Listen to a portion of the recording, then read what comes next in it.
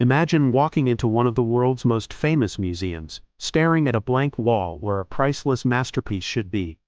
That's exactly what happened on August 22, 1911, when the Louvre discovered the unthinkable. Leonardo da Vinci's Mona Lisa had vanished. This wasn't just any art theft. It was the Louvre Heist, a brazen crime wrapped in layers of mystery that turned a relatively obscure painting into the most iconic artwork on the planet. In this video, we'll dive deep into the details of the Mona Lisa theft, uncover the shocking truth behind the culprit, and explore how this 1911 art heist changed history forever. If you're into true crime, art mysteries, or heist stories, hit that like button, subscribe for more, and let's unravel this enigma together. Welcome to the story of the Louvre Heist. First, let's go back in time. The Mona Lisa, or La Gioconda as it's known in Italian, was painted by Leonardo da Vinci between 1503 and 1506. This enigmatic portrait of Lisa Gherardini, wife of a Florentine merchant, features that famous subtle smile and masterful use of sfumato, a technique that blends colors and tones seamlessly. But here's a fun fact. Before the Louvre Heist, the Mona Lisa wasn't the superstar it is today.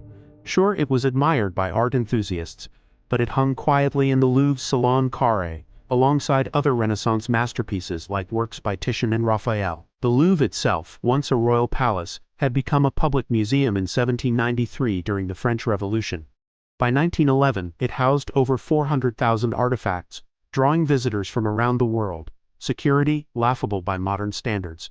No alarms, no cameras, just a few guards patrolling vast halls.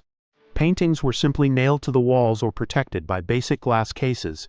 It was a thief's paradise, and one man was about to exploit it in the most audacious way. This brazen crime with mystery would propel the Mona Lisa to global fame, making Louvre Heist and Mona Lisa theft synonymous with art world scandals. Now let's get to the heart of the mystery, the theft itself.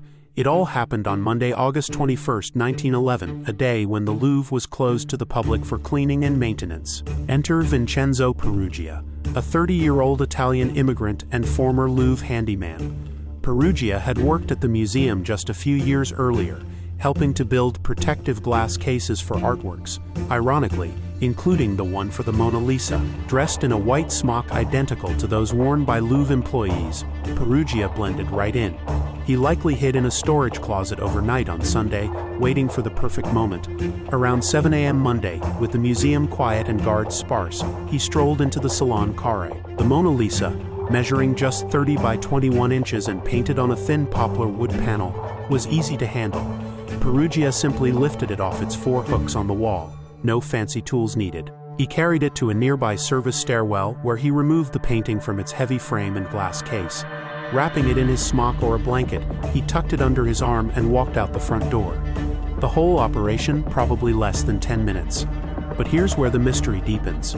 Some accounts suggest Peruggia had accomplices, 2 brothers perhaps, who helped distract guards or carry the frame. Others say he acted alone. What we do know is that he escaped undetected, boarding a train or simply vanishing into Paris's bustling streets. The Louvre heist wasn't discovered until Tuesday morning when a painter named Louis Barraud set up his easel to copy the Mona Lisa and found nothing, just 4 iron pegs on the wall. Guards initially thought it was being photographed or cleaned, a common practice. It took over 24 hours for the alarm to sound, giving Peruggia a massive head start in this brazen crime with mystery. The news exploded like wildfire.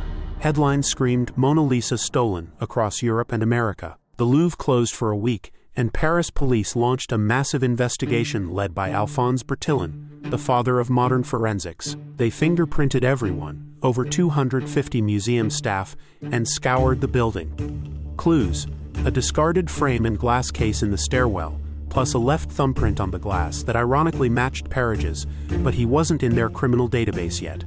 The mystery fueled wild theories. Was it an inside job, a prank? Some blamed American tycoons like J.P. Morgan, accusing them of commissioning the theft for private collections. But the biggest scandal, suspects included poet Guillaume Apollinaire and artist Pablo Picasso. Why? Apollinaire's secretary had stolen ancient Iberian statuettes from the Louvre years earlier and sold them to Picasso for inspiration in his Cubist works. Police arrested Apollinaire, who implicated Picasso in panic. Picasso was interrogated but cleared. He even returned the statuettes anonymously. Talk about art world drama. Meanwhile, the media frenzy turned the Mona Lisa into a celebrity. Newspapers printed her image daily, postcards sold like hotcakes, and crowds flocked to the Louvre just to stare at the empty wall. This 1911 art heist mystery didn't just steal a painting, it stole the world's attention, making Louvre Heist a household phrase. For 2 long years, the Mona Lisa vanished into thin air. Peruggia hid her in a false-bottom trunk in his tiny Paris apartment, just miles from the Louvre. His motive? Patriotism, he claimed. As an Italian, he believed Da Vinci's masterpiece belonged in Italy, not France, a nod to Napoleon's earlier looting of Italian art. But was it really noble or just greed? Peruggia's diary listed art dealers, suggesting he planned to sell it. In November 1913, the breakthrough came. Peruggia, now living in Florence, contacted antique dealer Alfredo Geri under the alias Leonardo Vincenzo.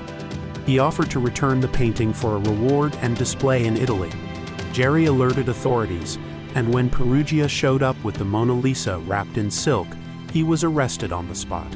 The painting was authenticated, undamaged, save for a bit of humidity, and triumphantly returned to the Louvre on January 4, 1914 after a brief Italian tour. Peruggia stood trial in Italy, portraying himself as a hero. The court was lenient. He served just 7 months of a 1-year sentence, later fighting in World War I. The Louvre Heist mystery was solved, but its legacy, immortal. The Louvre Heist didn't just recover a painting. It created a legend. Before 1911, the Mona Lisa was known to art lovers. After, she became the most famous artwork ever, drawing millions to the Louvre annually. The theft highlighted museum vulnerabilities, leading to better security worldwide. Think alarms, cameras, and bulletproof glass. Ironically, the heist boosted the painting's value. Today it's insured for over $800 million, though it's priceless. This brazen crime with mystery inspires countless books, films, and even modern heists, like the recent 2025 Louvre jewel theft that echoes Peruggia's daring. It reminds us that art isn't just canvas and paint, it's history, emotion, and intrigue. So what do you think? Was Peruggia a patriot or a thief? Drop your thoughts in the comments below.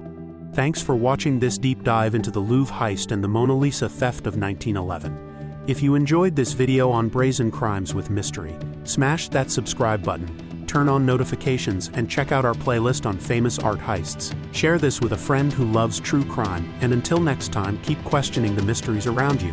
Peace out.